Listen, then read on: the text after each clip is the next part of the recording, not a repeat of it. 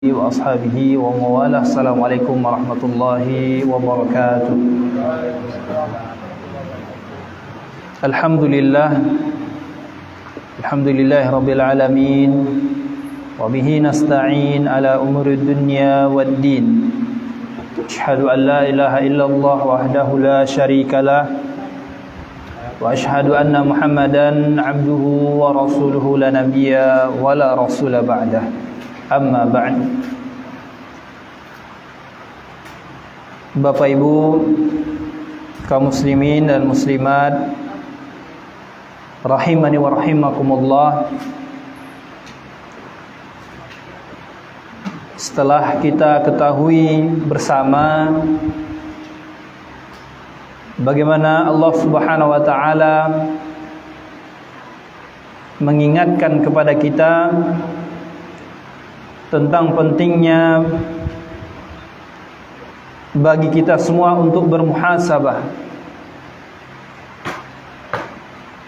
dan Rasulullah sallallahu alaihi wasallam di dalam banyak hadisnya juga memerintahkan kepada kita agar kita senantiasa bermuhasabah, menghitung amalan kita. Dan banyak para ulama juga menganjurkan kepada kita untuk menyisihkan waktu kita untuk bermuhasabah. Kaum muslimin wal muslimat, bapak-bapak, ibu-ibu yang dimuliakan Allah, sebelum kita masuk kepada poin tentang bagaimana caranya kita bermuhasabah, marilah kita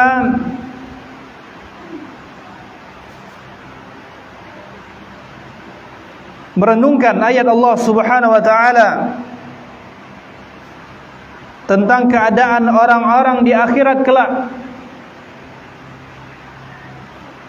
Allah Subhanahu wa taala berfirman dalam surat Al-Kahfi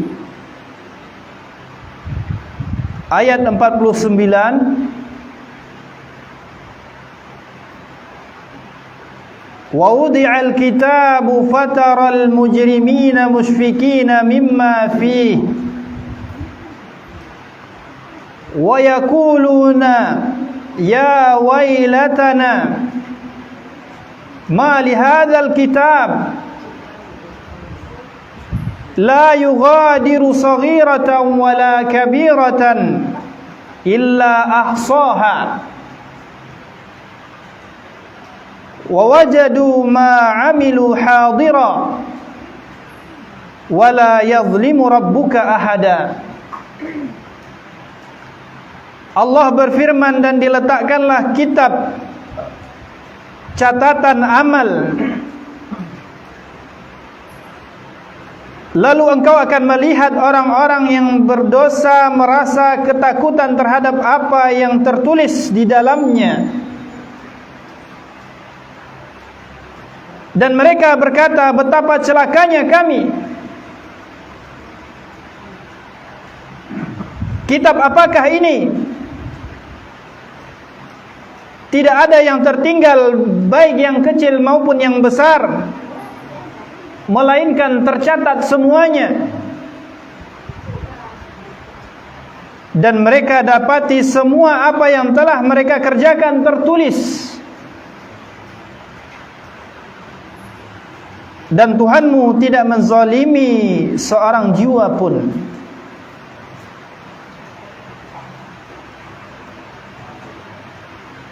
Kemudian dalam ayat lain Allah Subhanahu wa taala juga ingatkan kita di dalam surat Al-Isra ayat 14. Iqra kitabaka kafa binafsika al-yawma 'alaika hasiba. Bacalah kitabmu, cukuplah dirimu sendiri pada hari ini sebagai penghitung atas dirimu. dua ayat ini menambah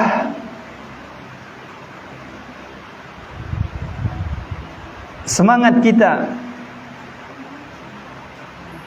agar kita senantiasa menghisap diri kita,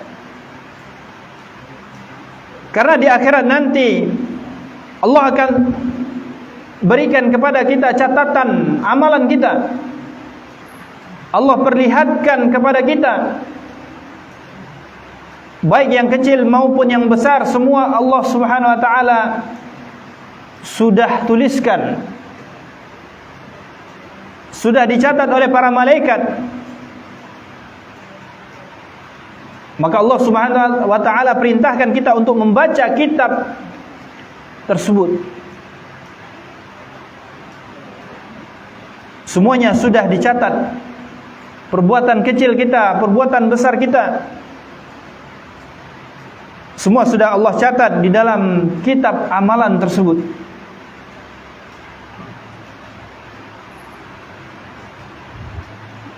Maka kaum muslimin yang dimuliakan Allah Subhanahu wa taala, sebelum kita dihisab oleh Allah Subhanahu wa taala, hendaknya kita segera menghisab diri kita, bermuhasabah, menghitung amalan yang sudah kita lakukan dan sudah kita kerjakan. Kaum muslimin wal muslimat rahimani wa rahimakumullah, bagaimana cara kita bermuhasabah?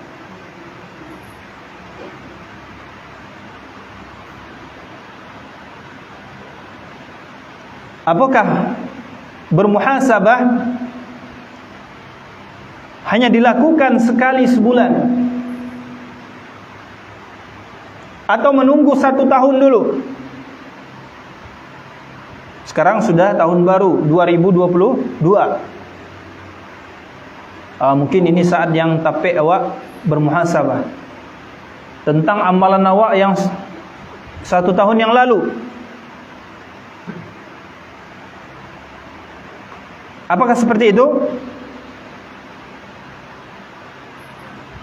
Tidak. Tidak perlu kita menunggu 1 bulan, 2 bulan, sampai 1 tahun untuk bermuhasabah. Tapi bermuhasabah dilakukan setiap hari.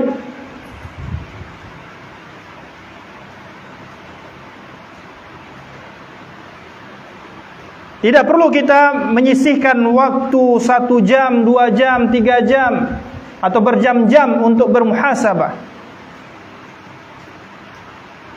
Cukup kita sisihkan waktu 5 menit, 10 menit.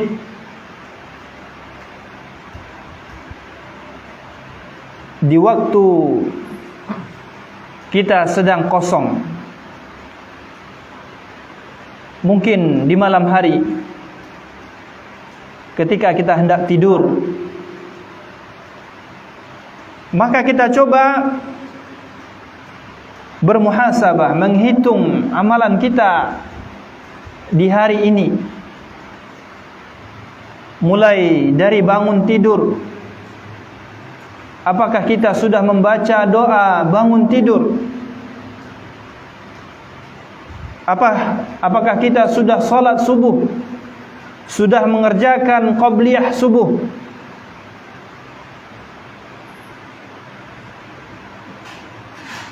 Kemudian dilanjut, apakah kita sudah zikir pagi?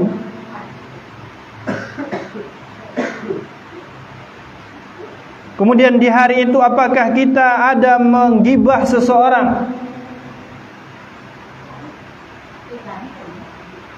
Kemudian masuk kita di dalam pekerjaan kita. Apakah di hari itu ada saudara kita yang tersinggung dengan ucapan kita?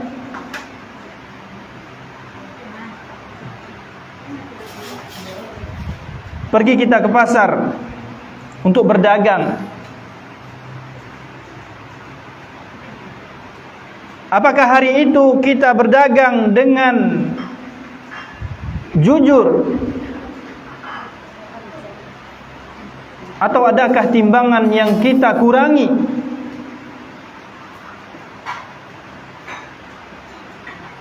Apakah di hari itu ada harta yang kita cari secara haram?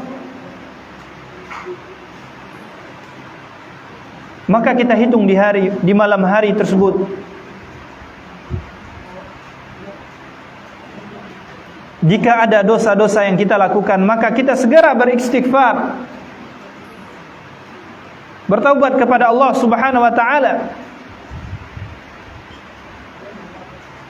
agar dosa yang kita kerjakan hari itu dihapuskan oleh Allah Subhanahu wa taala dengan taubat kita tadi.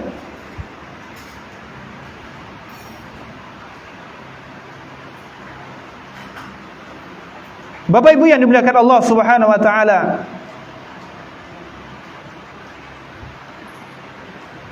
setelah kita mengetahui waktu yang tepat untuk bermuhasabah dan berapa menit yang kita sisakan untuk bermuhasabah, perlu juga kita mengetahui sejauh mana kita bermuhasabah.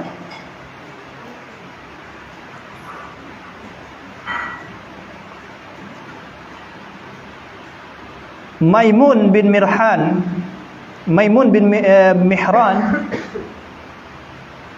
pernah berkata,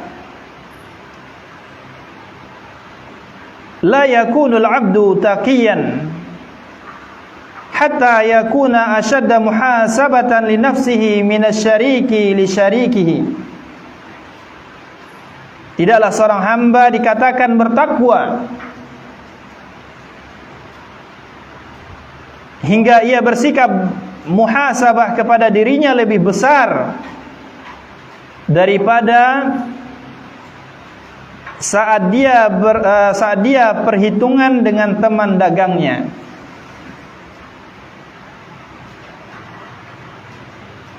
Jadi bermuhasabah itu dilakukan sedetail mungkin. Ya, ibarat kita berdagang, kemudian ada seorang pembeli ya, yang kita tahu itu adalah pengkhianat.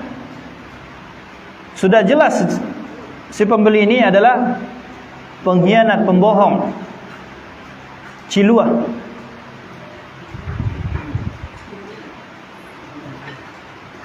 Maka kita jadikan diri kita, kita posisikan diri kita sebagai seperti pembeli yang pengkhianat tadi.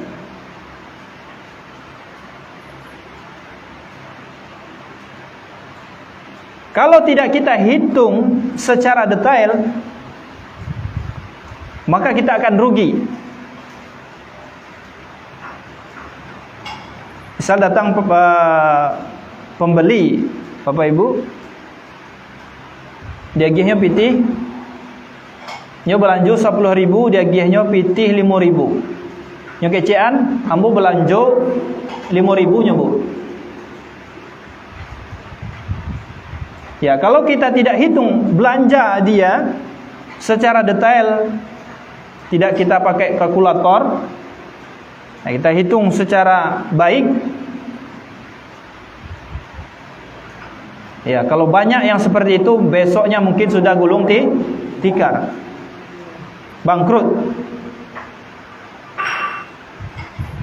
Begitulah jiwa kita. Kalau kita tidak hitung sedetail mungkin apa yang sudah kita lakukan pada hari ini,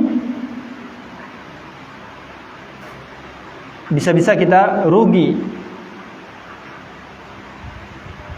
Ternyata banyak dosa yang kita lakukan pada hari ini. Ternyata banyak orang yang kita zalimi dengan ucapan kita maupun perbuatan kita. Ternyata banyak harta yang kita hasilkan secara haram.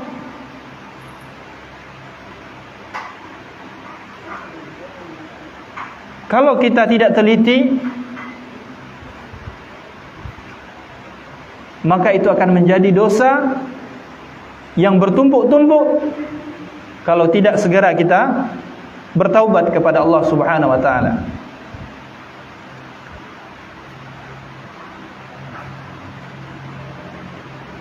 Kaum muslimin wal muslimat, Bapak Ibu yang dimuliakan Allah Subhanahu wa taala, Allah menjadikan di dalam jiwa manusia itu ada 3 sifat.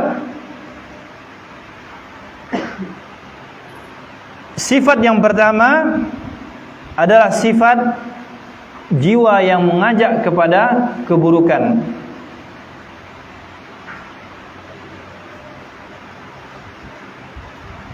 Jadi dalam jiwa wakobo, Pak, ada jiwa yang mengajak kepada keburukan.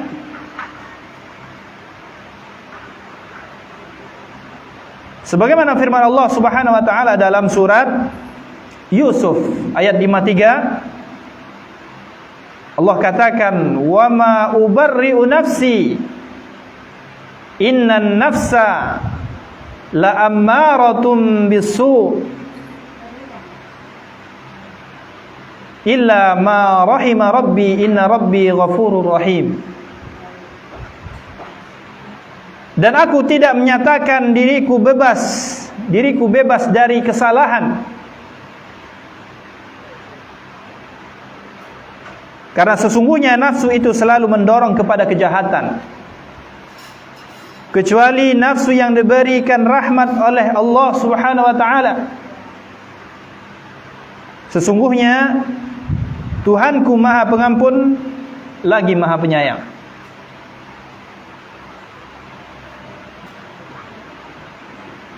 Allah sudah takdirkan di dalam jiwa kita ada yang mengajak kepada keburukan. Ini yang harus kita lawan. Makanya tadi Rasulullah SAW mengingatkan kepada kita, al-kaisu mandana nafsuhu. Ya, orang yang cerdas itu adalah orang yang menundukkan jiwanya, karena jiwa tersebut menyeru kepada keburukan. Maka itu yang harus ditundukkan. Orang yang cerdas, orang yang bisa menundukkan jiwanya dan menyiapkan perbekalan untuk akhiratnya.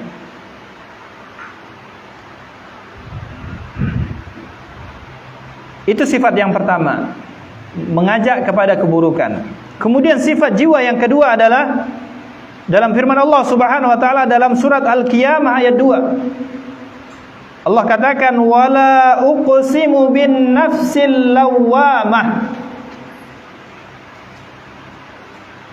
Dan aku bersumpah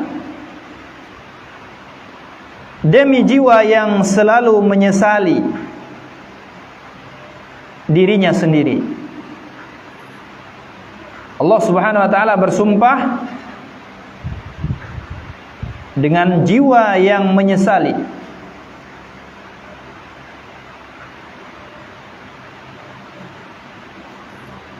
Di dalam jiwa seseorang itu ada sifat menyesal atau mencela.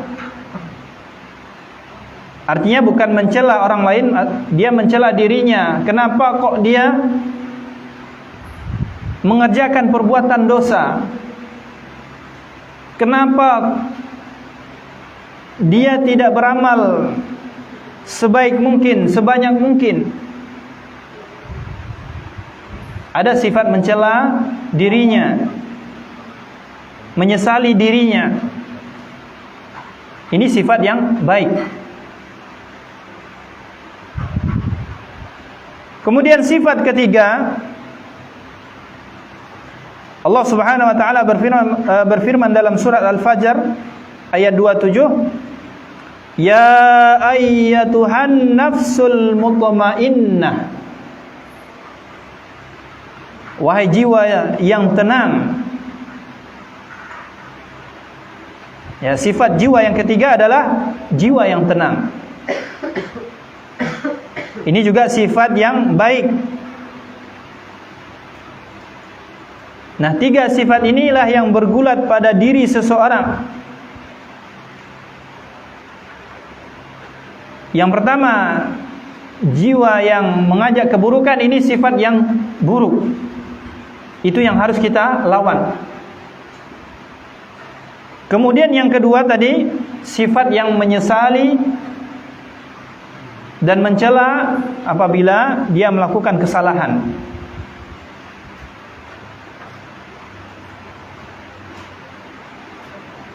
Sebagaimana sabda Rasulullah sallallahu alaihi wasallam, "Al-birru husnul khuluq." Kebaikan itu adalah akhlak yang baik. Wal ithmu ma haka fi sadrika. Dan dosa itu adalah apa yang menjadi kegundahan,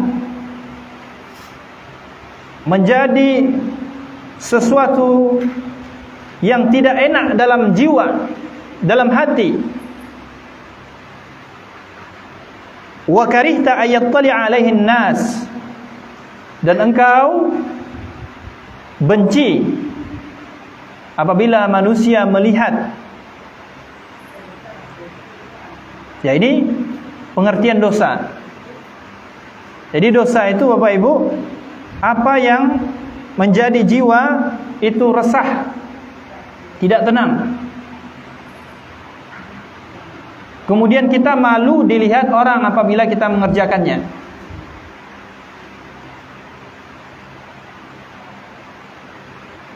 Nah, apabila tidak ada sifat ini, ya, maka melakukan kesalahan, melakukan perbuatan dosa itu, dia merasa tenang-tenang saja. Karena tidak ada sifat tadi, sifat lawamah.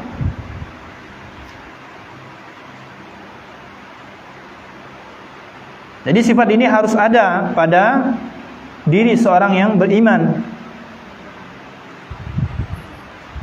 Ketika seseorang sudah memiliki jiwa yang mencela terhadap perbuatan dosa, menyesali terhadap perbuatan yang belum maksimal ia kerjakan, maka dia akan berusaha menjadi lebih baik. Berusaha dia menjadi lebih baik sehingga dia mencapai jiwa yang tenang. Jiwa yang mutmainnah, yang tenang. Bapak Ibu yang dimuliakan Allah Subhanahu wa taala, itulah cara agar kita bisa bermuhasabah. Yang pertama, kita tentukan waktunya. Cari waktu yang tenang. Di sela-sela kesibukan kita mungkin ada waktu yang kosong, di situ kita bermuhasabah.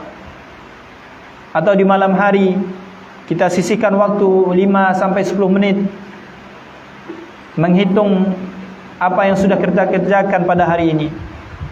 Kemudian yang kedua, kita hitung secara detail pekerjaan atau amalan yang sudah kita lakukan pada hari ini. Kemudian Bapak Ibu yang dimuliakan Allah Subhanahu wa taala,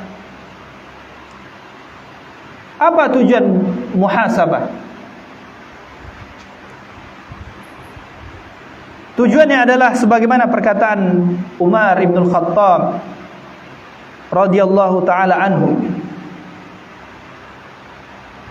Beliau mengatakan, hasibu anfusakum qabla an tuhasabu. Hisablah diri kalian sebelum kalian dihisab. Wazinu anfusakum qabla an tuzanu. Timbang-timbanglah diri kalian sebelum kalian ditimbang. Fa innahu ahwanu alaikum fil hisabi ghadan an tuhasabu anfusakumul yawm. Karena sesungguhnya akan mudah penghisapan kalian esok hari jika kalian menghisap diri kalian pada hari ini, pada di dunia, hari di mana kita masih diberikan kesempatan oleh Allah Subhanahu wa taala untuk hidup di dunia.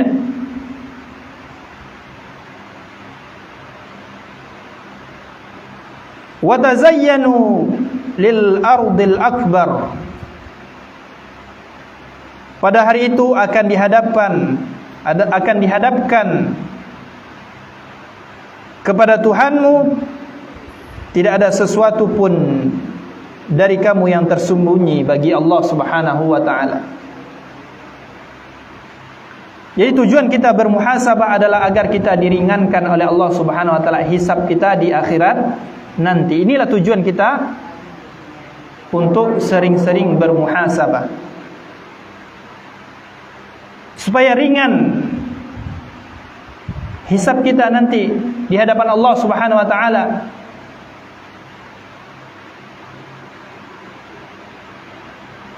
Apa contoh yang perlu kita hisab? Ya, yang perlu kita hisab adalah sebagaimana sabda Rasulullah sallallahu alaihi wasallam, la tazulu qadama 'abdin yaumal qiyamah hatta yus'alu anhu arba'. Tidaklah bergeser kedua kaki anak Adam di akhirat nanti, di hari kiamat nanti, sampai dia ditanya tentang 4 perkara. Yang pertama adalah an umrihi fima afnah. Yang pertama adalah umurnya untuk apa dihabiskan. Ini yang pertama kita hisab, umur kita.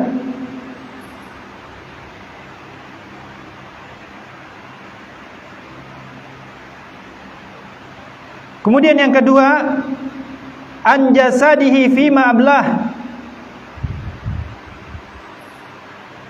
Kemudian tentang dirinya, jasadnya. Untuk apa ia gunakan tangannya,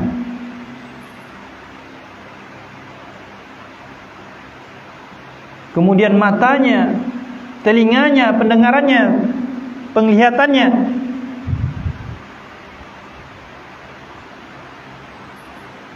Wa an malihi fima aina iktasabahu wa fima wada'ah. Kemudian tentang hartanya, kemana atau di mana dia dapatkan, bagaimana cara dia dapatkan, dan di mana dia habiskan atau kemana dia habiskan.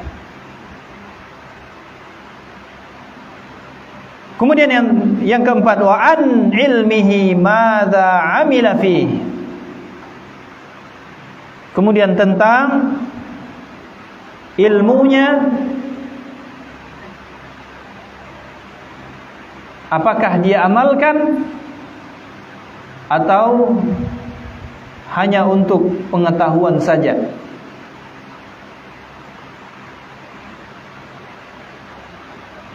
Bapak Ibu yang dimuliakan Allah Subhanahu wa taala, umur di dalam Islam sangatlah berarti. Maka Rasulullah SAW ingatkan kita tentang menjaga masa muda kita. Ini bagi para syabab, para pemuda dan pemudi.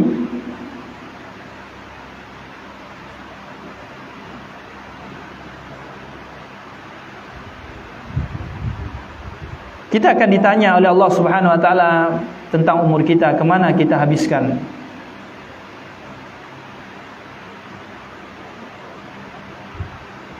Dan kita ketahui usia muda adalah usia di mana seseorang berada di puncaknya, puncak kekuatan. Kemudian puncak kecerdasan, daya berpikir.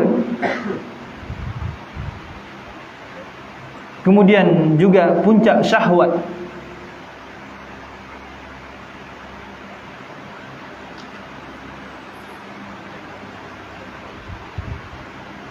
Maka kita ingat sabda Rasulullah SAW, tentang 7 golongan yang diberikan naungan oleh Allah Subhanahu wa taala, di mana tidak ada naungan selain naungan Allah Subhanahu wa taala di akhirat kelak. Rasulullah SAW bersabda, sab'atun yudhilluhumullah fi dhillihi yawma la dhilla illa dhilluh. 7 golongan yang diberikan naungan oleh Allah Subhanahu wa taala, di mana tidak ada naungan kecuali naungan Allah. Salah satunya adalah syabun nasha'a fi ibadatillah. Di antaranya adalah para syabab, para pemuda-pemudi yang tumbuh dalam ketaatan, dalam peribadahan kepada Allah Subhanahu wa taala.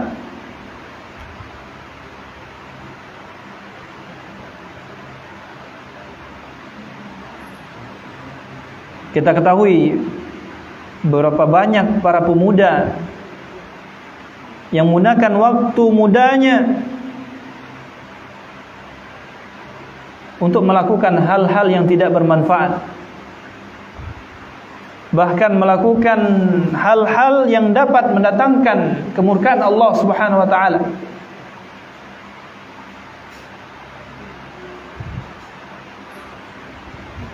Maka mari kita gunakan usia kita dengan sebaik mungkin. Kepada orang tua kami, bapak-bapak ibu yang hadir pada kesempatan hari ini, mari kita gunakan kesempatan yang Allah berikan kepada kita untuk melakukan ibadah semaksimal mungkin, sebaik mungkin, yaitu baik menurut Allah Subhanahu wa taala dan Rasulnya.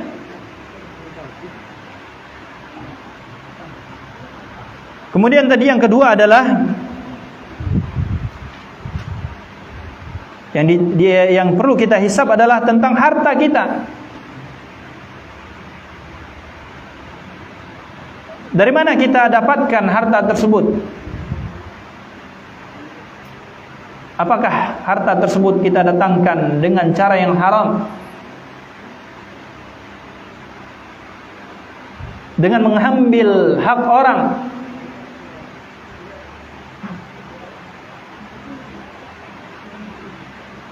Atau dengan cara-cara yang tidak diridhai oleh Allah Subhanahu wa taala?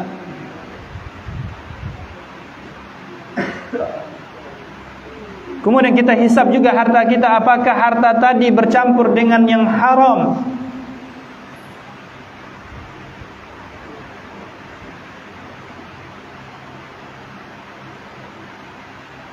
Maka perlu kita perhatikan ini. Kemudian yang ketiga yang ditanya oleh Allah Subhanahu wa taala juga tentang ilmu seseorang.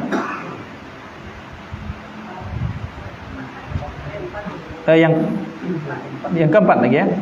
Yang ketiga ya. Yang ketiga adalah tentang jasad kita.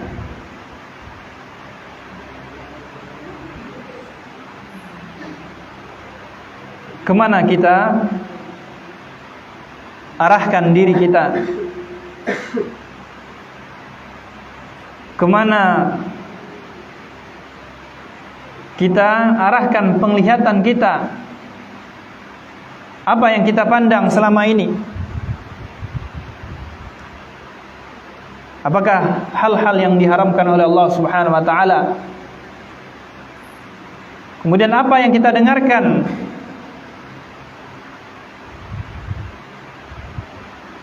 Apakah yang kita dengarkan adalah lantunan-lantunan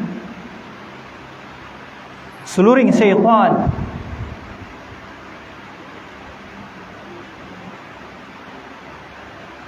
Atau yang kita dengarkan adalah gunjingan dari tetangga kita?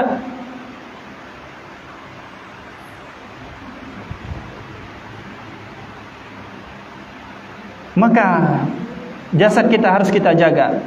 Tangan kita, mata kita, pendengaran kita, lisan kita harus kita jaga dan kita bermuhasabah terhadap jasad kita tadi. Kemudian yang terakhir, yang keempat adalah tentang ilmu seseorang.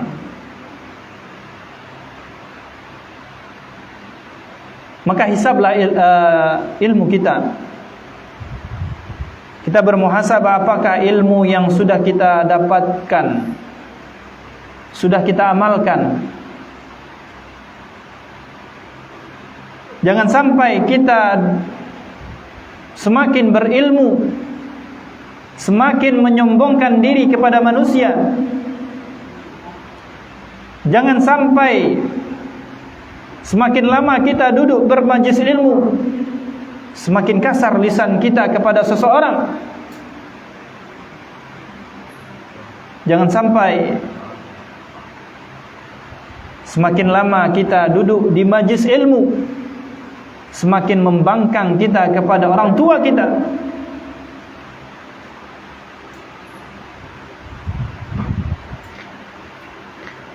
Maka hendaknya kita bermuhasabah terhadap ilmu yang kita dapatkan. Kemudian kaum muslimin yang dimuliakan Allah Subhanahu wa taala, kemudian poin yang berikutnya adalah tentang faedah muhasabah.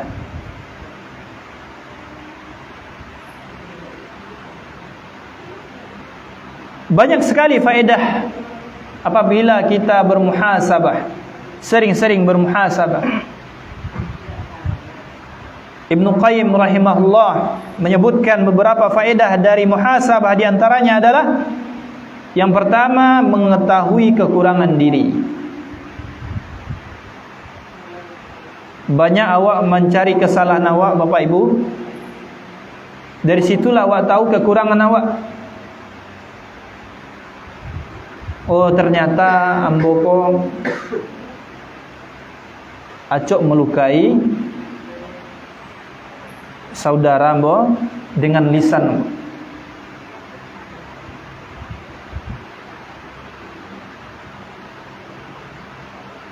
Ketika manusia melihat kekurangan dirinya, maka dia tidak tersibukkan lagi untuk mencari kesalahan, kekurangan orang lain. Karena dia mengetahui bahwasanya dirinya ini banyak kesalahan. Kenapa harus mencari kesalahan orang lain sedangkan dia banyak kesalahannya?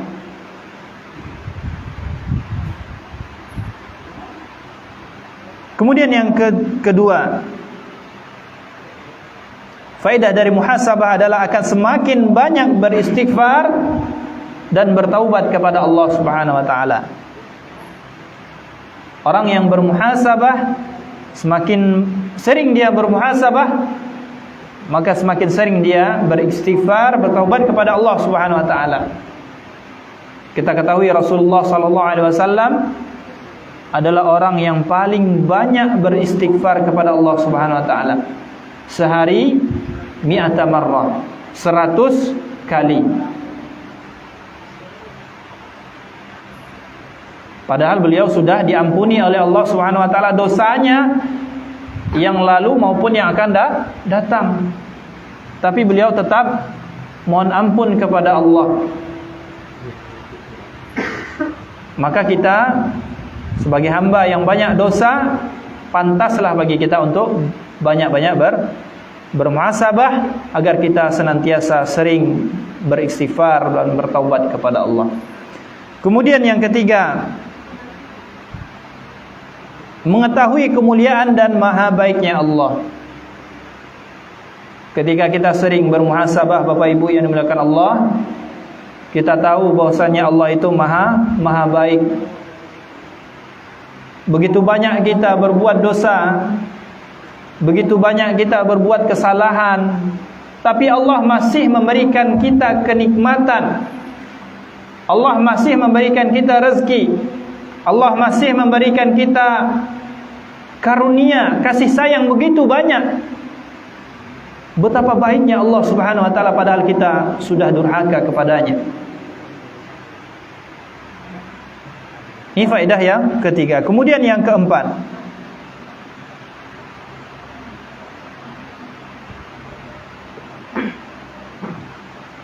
seorang yang bermuhasabah, dia akan semakin zuhud.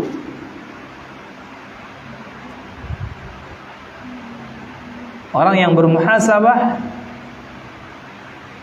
dia akan semakin zuhud terhadap dunia ini. Dia akan mempersiapkan perbekalannya untuk akhiratnya. Ketika dunia datang, maka dia akan mencukupkan terhadap apa yang sudah dia miliki. Dia mampu membeli mobil baru, dia mampu membeli rumah yang mewah, karena dia sering bermuhasabah. Dia takut Allah akan menghisab dia dari jalur itu. Dia sudah punya rumah, ingin membeli rumah mewah lagi. Sudah punya mobil, ingin mencari mobil yang mewah lagi. Dia tumpuk-tumpuk hartanya, mobil yang begitu banyak, rumah yang begitu banyak. Maka ini akan memperbanyak hisabnya nanti di akhirat. Kita tidak mengatakan bahwasannya memiliki rumah yang bagus, mobil yang bagus itu dilarang. Tidak. Bahkan Rasulullah SAW katakan ada 4 hal yang memberikan kebahagiaan. Di antaranya adalah yang pertama, al-mar'atu salih. Al-mar'atu salihah, istri yang salihah. Kemudian yang kedua, al-maskanu wasi', rumah yang luas.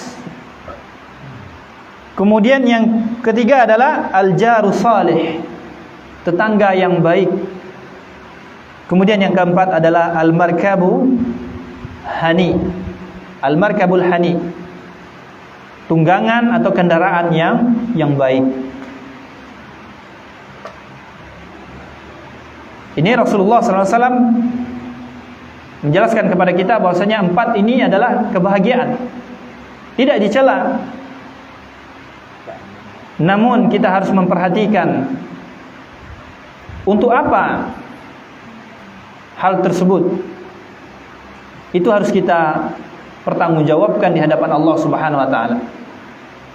Jika kita membeli rumah baru, kita bisa mempertanggungjawabkannya kepada Allah Subhanahu wa taala bahwasanya rumah tersebut ya untuk membahagiakan keluarga kita, membahagiakan orang tua kita, mencarikan rumah yang nyaman. Kita membeli kendaraan yang baru yang bagus agar kita lebih nyaman untuk berdakwah, atau kita lebih banyak memberikan fasilitas kepada kaum du'afa untuk pergi kajian misalkan. Mungkin dia jalan kaki, ya kita fasilitasi dengan mobil yang bagus supaya mereka senang. Ini yang terpenting. Ya, segala hal yang ingin kita beli ya mengenai harta kita, maka kita harus bisa mempertanggungjawabannya di hadapan Allah Subhanahu wa taala. Kemudian poin yang terakhir yang akan kita bahas adalah bagaimana agar kita bersemangat bermuhasabah. Terkadang kita sudah mencoba untuk bermuhasabah. Mungkin di akhir-akhir nanti ya, setelah 1 bulan, 2 bulan, 3 bulan, kemudian seterusnya kita kembali lagi tidak bermuhasabah. Kita tinggalkan amalan baik ini ya, untuk supaya kita tidak meninggalkan amalan baik ini, maka ada tips agar kita semangat bermuhasabah. Yang pertama, yakinlah kita bahwasanya semakin banyak kita menghisab diri kita, maka semakin ringan hisab kita di hadapan Allah Subhanahu wa taala. Tadi kita sudah sampaikan tentang perkataan Umar, hasibu anfusakum qabla an tuhasabu, wazinu anfusakum qabla an tuzanu. Hisablah diri kalian sebelum kalian dihisab oleh Allah Subhanahu wa taala, dan timbanglah diri kita sebelum kita ditimbang oleh Allah Subhanahu wa taala. Ini tips yang pertama. Kita yakini bahwasanya semakin banyak kita menghisab diri kita, bermuhasabah, maka hisab kita di akhirat kelak akan menjadi ringan. Kemudian yang kedua, bergaul dengan orang-orang yang mengingatkan kita tentang akhirat. Maka kita pilih teman yang baik, Bapak Ibu yang dimuliakan Allah. Pilih teman-teman atau tetangga yang dapat mengingatkan kita terhadap akhirat, sehingga dengan itu kita akan semakin rajin untuk bermuhasabah.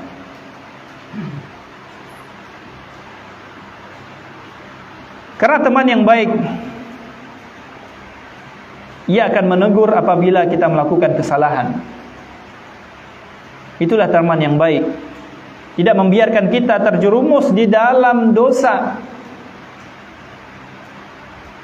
atau sebaliknya malah menganjurkan kita, mengarahkan kita kepada lubang kebinasaan. Maka kita harus pandai-pandai memilih teman yang baik. Kemudian yang ketiga, dengan berziarah kubur. Jadi ziarah kubur ini tidak perlu dikhususkan untuk makam-makam yang dikeramatkan, bukan Bapak Ibu. Kita bisa melihat kuburan mungkin ada di samping rumah kita, atau di pemakaman umum, ya, atau ada kuburan nenek kita atau orang tua kita, boleh kita ziarahi.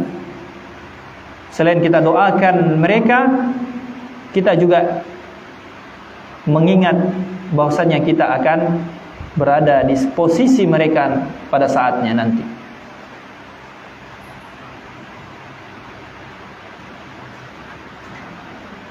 Karena kita semuanya akan merasakan kematian, dan kita semuanya akan kembali kepada Allah Subhanahu wa taala. Dan Rasulullah sallallahu alaihi wasallam bersabda tentang anjuran untuk berziarah, "Zurul qubur fa innaha tudzakirukumul akhirah." Ziarahlah kubur. Sesungguhnya ia dapat mengingatkan engkau terhadap akhirat.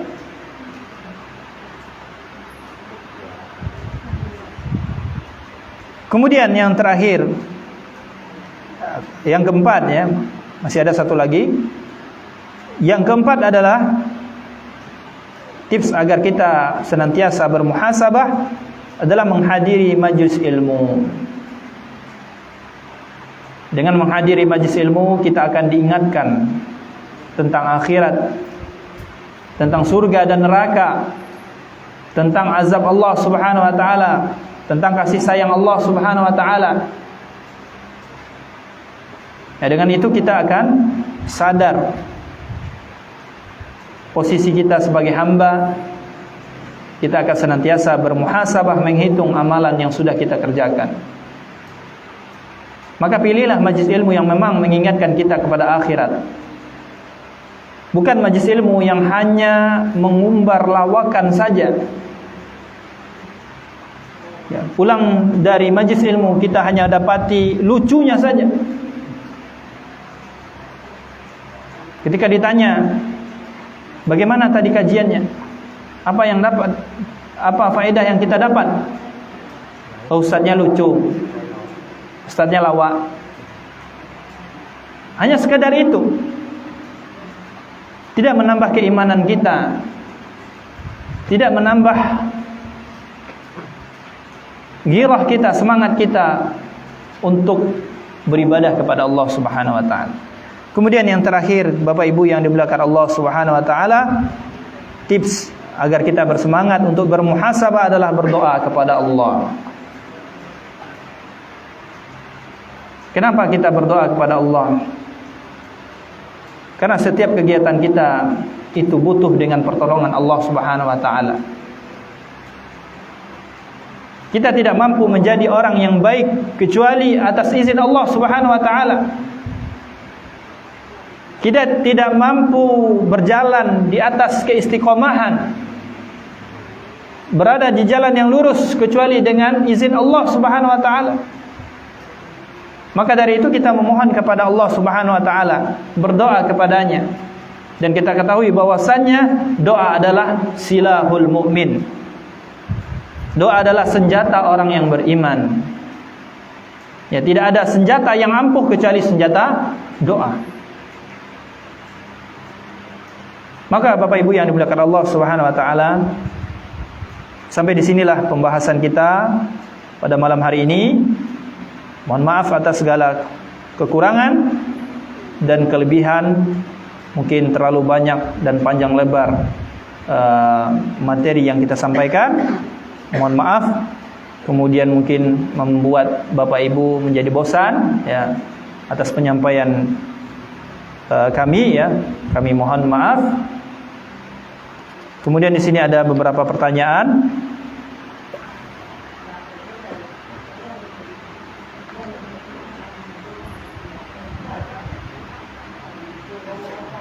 Bagaimana caranya melawan jiwa yang buruk? Ya, bagaimana cara kita melawan jiwa yang buruk? Ya, kita ketahui bahwasanya jiwa yang buruk ini pasti ada di setiap manusia. Setiap kita pasti ada sisi jahatnya, Bapak. Bagaimana kita melawannya? Yang pertama, ya, tentunya ketika pengaruh itu datang, ya, pengaruh jahat tadi datang, kita senantiasa atau segera beristighfar kepada Allah Subhanahu wa taala. Kita beristighfar kepada Allah Subhanahu wa taala. Kita ingatkan diri kita bahwasanya bahayanya berbuat dosa.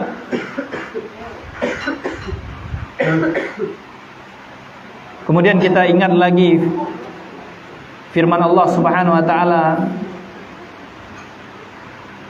tentang azab Allah Subhanahu wa taala, tentang ancaman Allah Subhanahu wa taala.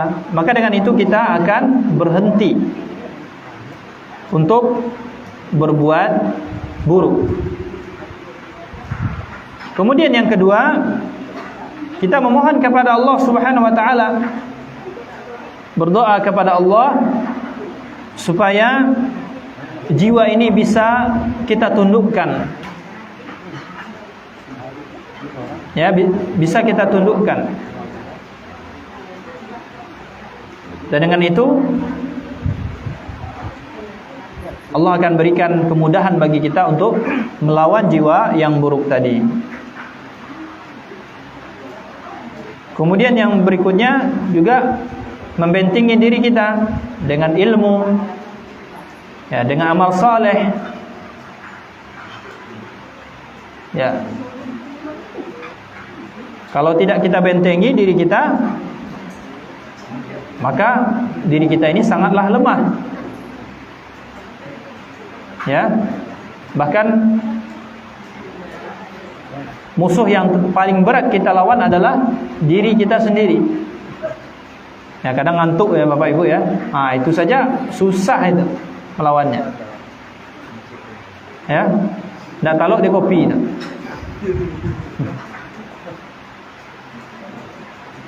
Ya. Maka kita harus membentengi diri kita dengan amal yang saleh. Kemudian juga teman, ya. Ini juga perlu kita pilih dengan teman yang baik. Ya, kalau kita bergaul dengan teman-teman yang buruk, ya, maka jiwa-jiwa buruk tadi akan senantiasa mempengaruhi juga, ya. Bismillah. Bagaimana cara kita menyikapi perkataan manusia jangan terlalu dalam menuntut ilmu agama karena bisa sesat. Sementara kita ingin belajar agama kita dan memperbaiki amal kita, Ustaz. Baik. Ya, bagaimana cara kita menyikapinya? Maka menyikapinya ya tidak usah digubris, ya. Artinya tidak usah kita pedulikan perkataan orang. Ya. Menuntut ilmu agama itu memang harus dalam, ya, terutama dalam masalah pokok. Ya. Karena ilmu itu ada yang fardu ain, wajib kita ketahui, dan ada yang fardu kifayah. Seperti apa?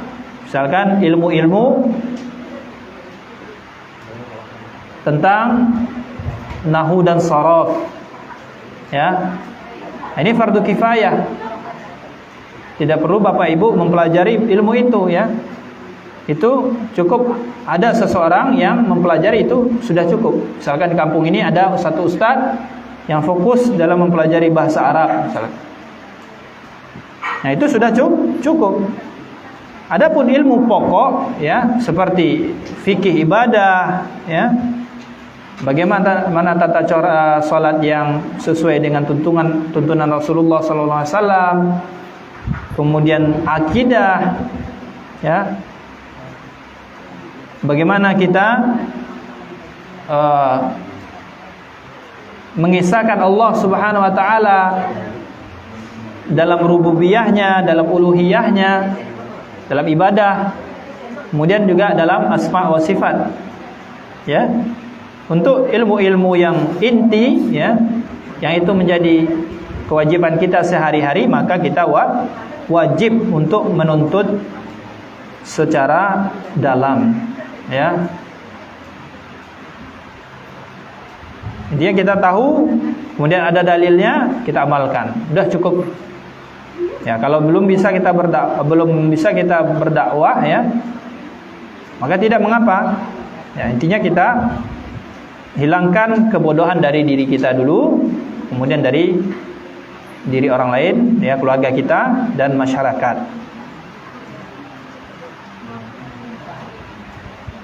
Ya.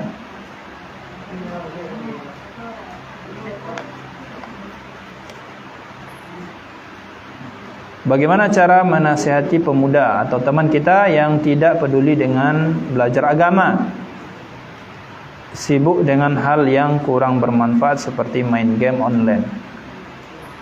Ya, ini sudah fenomena para pemuda dan pemudi, ya, bahkan anak-anak, ya. Bagaimana menasihatinya, ya? Terutama kita berdoa, ya. Karena hidayah itu hanya datang dari Allah Subhanahu wa taala. Ya, tidak mungkin seseorang yang sudah candu bermain game, ya, bisa meninggalkan game tersebut kecuali dengan rahmat Allah, hidayah Allah. Ya, bagaimanapun kita menasihatinya, tapi Allah belum memberikan dia hidayah, ya, maka tidak akan bisa. Maka langkah pertama yang harus kita rutinkan adalah mendoakannya.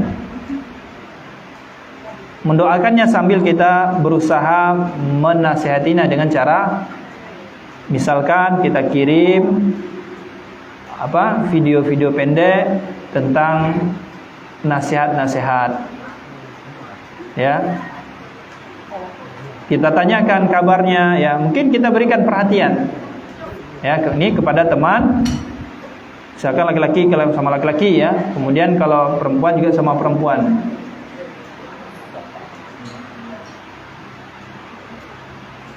Kemudian, ya, kalau misalkan ada orang yang dia hormati, ya, yang ia dengar perkataannya, maka kita sesekali mencoba untuk mendatangkan orang tersebut, memberikan nasihat, ya, sambil kita terus doakan kepadanya. Ya. Mungkin seperti itu, ya, kita doakan, kemudian dengan cara kita men-share kajian-kajian, ya, video-video pendek, ya, atau kata-kata nasihat. Kemudian kita berikan perhatian, ya, apakah sudah sholat antum, ya. Ya, terus kita berikan perhatian terus, ya, tanpa kita bosan. Kemudian kita cari orang yang kira-kira yang ia hormati, entah gurunya, ya, atau orang yang dia anggap baik, ya, yang dia dengarkan perkataannya, maka bisa kita tolong kepadanya. Kemudian bagaimana cara menasihati yang baik tentang orang yang hobi musik, ya? Bagaimana cara menasihati yang baik tentang orang yang hobi musik, ya? Tentunya pertama, ya, kita jelaskan, ya, kepada teman-teman kita tentang firman Allah Subhanahu wa taala.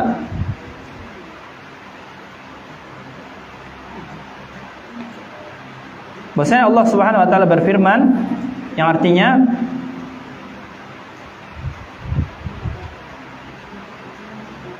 apabila kalian mengikuti kebanyakan manusia,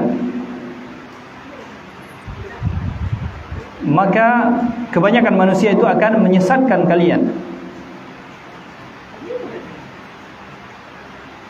Kemudian dalam ayat lain Allah katakan, man yashtari lahwal hadits yudillu anka sabilillah.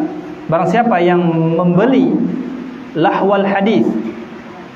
Kemudian Ibnu Abbas, ya, menafsirkan ayat ini tentang lahwal hadis, yaitu adalah nyanyian, musik.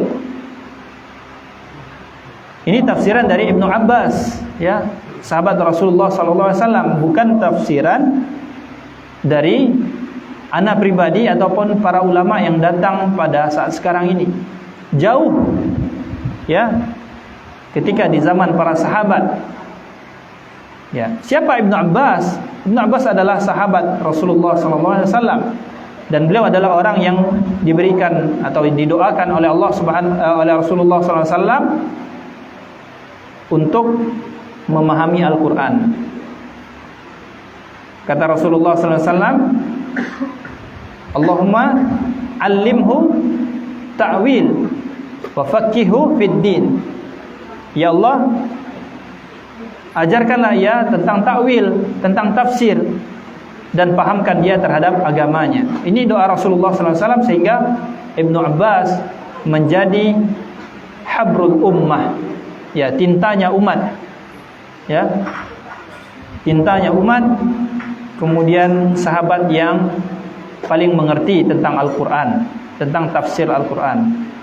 Maka beliau menafsirkan tentang lahwal hadis adalah musik dan nyanyian.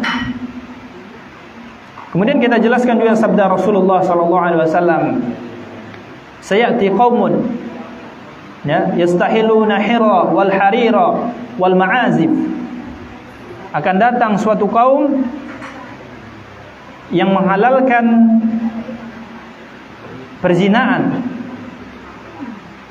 kemudian menghalalkan judi, menghalalkan harir, ya, sutra bagi laki-laki. Bagi laki-laki tidak boleh pakai bahan yang terbuat dari sutra. Wal ma'azif. Ma'azif ini artinya adalah alat-alat musik. Ya, jelas hadisnya, ya, walaupun di situ ada beberapa ulama yang membolehkan, tapi perkataan beliau bukan perkataan yang kuat. Namun dilihat dari segi dalil, perkataan ulama tersebut lemah sehingga tidak bisa kita jadikan hujjah. Pertama kita jelaskan dulu. Kemudian ya, apabila dia menolak dengan cara demikian ya, kita lihat bagaimana dia memahami dalil tersebut. Ya, apakah ada reaksi pada dirinya, kalau ada pertentangan ya. Kalau tidak, maka kita coba dulu kuatkan ia dalam keimanannya. Mungkin kita ajak dia duduk di majelis ilmu ya. Kita berikan nasihat-nasihat ya. Mudah-mudahan dengan cara itu ia bisa menerima apa yang sebenarnya.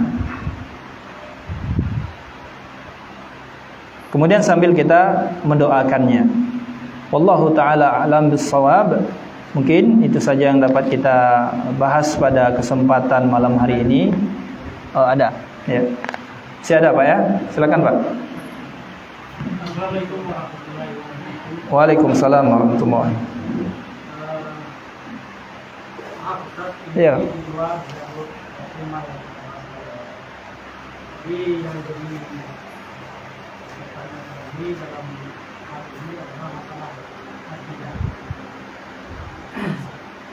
Seperti kita ketahui di masyarakat kita, di umat kita, seolah-olah tidak yakin bahwasanya hari berbangkit itu tidak. Contohnya, kita itu sedang azan, orang sedang azan, dia masih lalu lalang itu ada aktivitas yang akan dilakukan untuk dunia. Berarti kan keyakinan untuk akhirat kan curang, kita lihat padanya. Ya. Bahkan ada sebagian dari umat kita, jemaah kita, bahwasanya hari berbangkit itu tidak ada sama sekali. Setelah kita ini mati, tidak akan berbangkit lagi. Kita habis, tidak ada apa-apa. Jadi setelah itu, ini terjadi ya, Iya. jawab kita. Apa gunanya kita kawan? Sedangkan dalam Al-Quran sekian banyak ayat menyatakan hari berbangkit. Nah, apakah umat atau jemaah kita semacam ini, bahkan dia itu seorang pemimpin, seorang imam, apakah kita bisa mengikuti dia atau bagaimana? Ya. Masalah keyakinan. Jadi pertanyaan saya pertama tadi, maka bisa diikuti atau tidak? Kemudian tolong Ustaz paparkan masalah keyakinan mulai kita dari mati, berbangkit lagi dan bisa. Ya. Itu pertanyaan. Terima kasih. Assalamualaikum. Ya. Baik, barakallahu fiik kepada Bapak yang bertanya ya mengenai tentang keyakinan masyarakat ya. Apalagi masyarakat tersebut adalah orang yang dijadikan imam ya Pak ya. Dijadikan imam salat ya. Nah, sedangkan dia tidak meyakini tentang hari kebangkitan. Maka yang pertama kali kita harus sampaikan kepada beliau adalah tentang dalil-dalil tadi. Dalil-dalil tentang hari kebangkitan, bahwasanya Allah Subhanahu wa taala menyatakan bahwasanya ada hari kebangkitan. Kita tegakkan hujah kepadanya.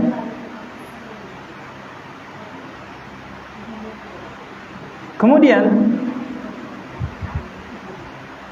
setelah dia mengetahui hujah tersebut, namun dia masih tetap di dalam pendiriannya, bahwasanya dia meyakini bahwa tidak ada hari kebangkitan, maka kita tidak boleh beriman di belakangnya. Ya, bermakmum maksudnya. Bermakmum di belakangnya. Kenapa? Ya. Karena di antara pembatal keislaman adalah tidak meyakini adanya hari kebangkitan. Dan kenapa masyarakat jahiliyah dahulu diserang oleh Rasulullah SAW? Mereka meyakini bahwasanya ada Sang Pencipta, meyakini bahwasanya Allah Subhanahu wa taala adalah yang menciptakan, yang memberikan rezeki. Selain itu dia juga menyembah berhala. Kemudian keyakinan lain adalah tidak meyakini adanya hari kebangkitan. Dan meyakini tentang hari kebangkitan ini adalah akidah, sebuah pokok di dalam agama kita. Maka kita harus meyakini adanya hari kebangkitan. Itu yang pertama, bahwasanya kita kalau sudah ditegakkan hujah dia masih tidak mau, masih tetap berdiri di atas pendapatnya, padahal dia tahu dengan ayat-ayat tersebut, maka kita tidak usah bermakmun di belakangnya. Ini bagi yang tahu. Ya. Kalau dia terlanjur tidak tahu, ya maka tidak mengapa. Ya. Karena tidak mungkin kita mengecek akidah satu-satu. Ya. Kemudian yang kedua tentang perjalanan kematian. Ya, ini panjang perjalanan kematian ini. Mungkin ada satu tema, insyaallah pada pertemuan berikutnya, ya Bang Ahmad. Tapi sejarah gambaran saja, ya, bahwasanya perjalanan kita di akhirat nanti itu sangat panjang sekali. Ya, mulai dari Allah wafatkan kita, kemudian kita masuk ke dalam liang lahat, kemudian masuklah kita ke dalam alam barzakh atau alam kubur. Ya, di alam kubur ini kita, ya, kalau orang yang beriman maka Allah akan berikan temannya orang yang parasnya baik. Allah berikan gambaran taman-taman surga. Ya, ini bagi orang-orang yang beriman dan beramal saleh. Kemudian sebaliknya orang yang durhaka kepada Allah, maka Allah berikan teman dia adalah orang yang beringas, baunya busuk, mukanya sangar, kemudian dipenuhi dengan taman-taman neraka. Ini sampai menunggu hari kiamat. Ya. Sampai menunggu hari kiamat kita masih dalam alam barzakh. Ketika Allah Subhanahu wa taala perintahkan malaikat untuk meniupkan sangkakala, maka ketika itulah hancur semuanya. Hancur jagat raya, bumi beserta isinya. Maka seluruhnya Allah wafatkan. Kemudian baru Allah bangkitkan lagi. Itulah namanya padang mahsyar. Ya, padang mahsyar. Setelah alam barzakh, ya, atau alam kubur, kemudian Allah bangkitkan di alam berikutnya, yaitu alam alam padang mahsyar, ya, padang mahsyar. Nah, disinilah nanti matahari, ya, 1 mil jaraknya, ya. Kemudian ada orang yang tenggelam dengan keringatnya, ya. ada yang satu selututnya, sepinggangnya, ya sesuai dengan amalannya. Ya disitulah nanti Rasulullah SAW memberikan kabar gembira bagi orang-orang yang mengikuti sunnahnya, ya, tidak melakukan perbuatan-perbuatan yang diada-adakan. Di situ akan diizinkan oleh Rasulullah SAW untuk minum di telaganya. Jadi telaga Nabi di dalam tafsiran ulama itu ada dua, di padang mahsyar dan ketika menuju jembatan Siratal Mustaqim. Ya, jadi panjang alam kematian.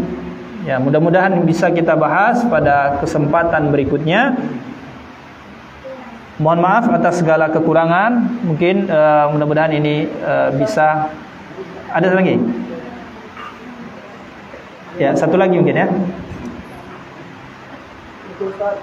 Waalaikumsalam. Saya mau nanya, yang pertama, bagaimana keadaan seseorang yang mengetahui satu ilmu agama atau paham tentang ilmu tapi belum sempat ia amalkan, cuma hanya adanya saja. Belum sempat dia amalkan, kemudian niatnya saja. Ya. Itu ya. Baik, sebelumnya kepada Bapak yang bertanya tadi, mungkin itu Pak ya, mudah-mudahan menjawab. Kemudian kalau misalkan belum puas tentang jawabannya, mungkin bisa ditanyakan kepada para ustadz yang lain. Kemudian yang kedua, yang terakhir tadi ya, pertanyaan terakhir tentang bagaimana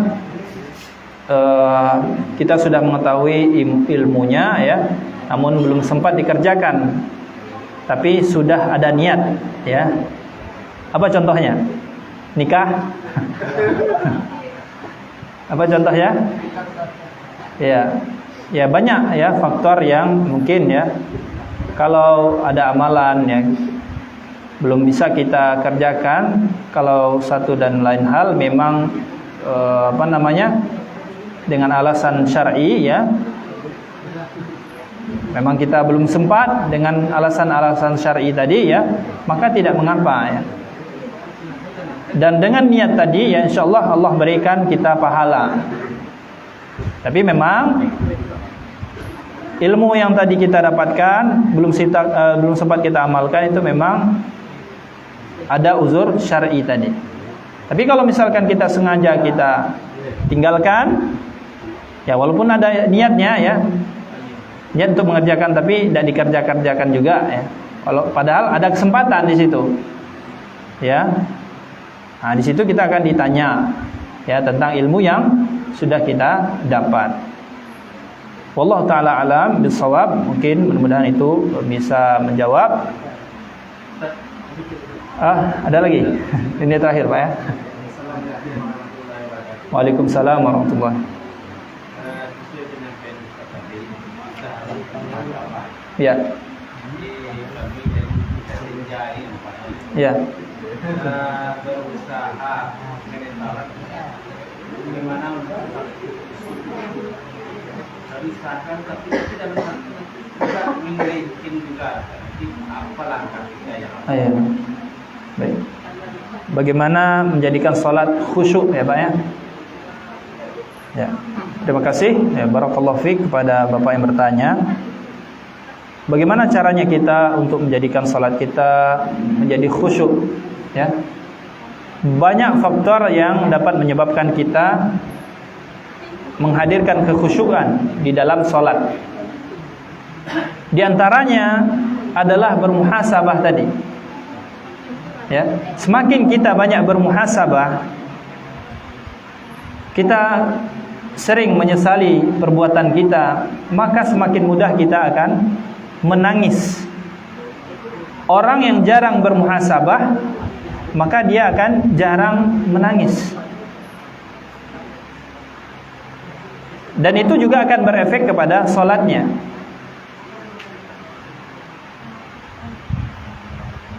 Kemudian yang kedua, kita kalau mampu belajar bahasa Arab, mungkin kita usahakan, atau minimal kita tahu dulu arti dari bacaan salat kita tadi. Mulai dari Al-Fatihah, ya alhamdulillahirabbil alamin, segala puji bagi Rabb alamin, ya, Rabb semesta alam. Kemudian Maliki Yaumiddin, rajanya hari pembalasan. Kemudian Iyyaka na'budu wa iyyaka nasta'in, hanya kepadamulah kami minta tolong dan hanya kepadamulah kami menyembah, beribadah. Nah, minimal kita tahu dulu bacaan-bacaan salat yang kita baca, artinya. Dengan itu kita dapat menghadirkan salat kita, menghadirkan kekhusyuan di dalam salat kita. Ketika kita sujud, subhana rabbiyal a'la, maha suci Allah yang maha tinggi. Kita renungi sifat Allah maha tinggi. Kemudian ketika kita bertakbir, Allahu akbar, Allah maha besar. Ya. Kita renungi juga makna Allah maha besar. Apalagi kita mampu berbahasa Arab ketika imam membacakan ayat-ayat tentang akhirat, ya. Misalkan imam mengatakan membaca ayat dalam surah Abasa, yauma yafirrul mar'u min akhihi, hari di mana, ya, orang lari dari saudaranya. Itu tentang hari kiamat. Wa ummihi wa abih, dari orang tuanya, dari ayahnya dan ibunya. Nah, apabila kita mengetahui bahasa Arab, kita juga bisa menghadirkan kekhusyuan di dalam salat kita. Kalau kalau kita tidak mampu, maka kita berusaha dulu mengetahui makna ayat yang kita baca atau makna doa-doa yang kita baca di dalam salat kita. Itu yang kedua. Kemudian yang ketiga, senantiasa kita berdoa kepada Allah agar Allah memberikan kita kekhusyuan di dalam salat kita. Kemudian di dalam salat juga kita hadirkan bahwasanya ini adalah salat terakhir kita. Ini insyaallah cara yang ampuh, Bapak Ibu. Ya, kita hadirkan bahwasanya ini adalah salat terakhir kita. Bisa jadi kita setelah salat meninggal dunia, langsung disolatkan imam di depan. Ya, maka itu yang perlu kita hadirkan. Yang tadi pertama adalah bermuhasabah, ya, dapat juga menghadirkan kekhusyuan di dalam salat kita. Kemudian yang kedua adalah kita berusaha untuk mengetahui makna dari apa yang kita baca ketika salat. Kemudian yang ketiga adalah kalau bisa mempelajari bahasa Arab. Kemudian yang keempat adalah berusaha menghadirkan bahwasanya ini adalah salat terakhir kita. Ya, dengan itu kita akan menjadi khusyuk salat kita. Wallahu taala alam bissawab. Mudah-mudahan bermanfaat. Mohon maaf atas segala kesalahan dan kekhilafan. Jazakumullah khairan kepada para pengurus yang telah memberikan kesempatan kedua bagi Ambo, ya, di masjid atau di musala Mukhlisin ini, Al-Mukhlisin, ya. Mudah-mudahan Allah berikan kita keistiqomahan dan Allah mudahkan kita dalam bermuhasabah, serta Allah mudahkan kita mengamalkan segala ilmu yang kita dapat. Kemudian terakhir mari kita membaca doa kafaratul majlis. Subhanakallahumma wa bihamdika asyhadu an la ilaha illa anta astaghfiruka wa atubu ilaik. Assalamualaikum warahmatullahi wabarakatuh.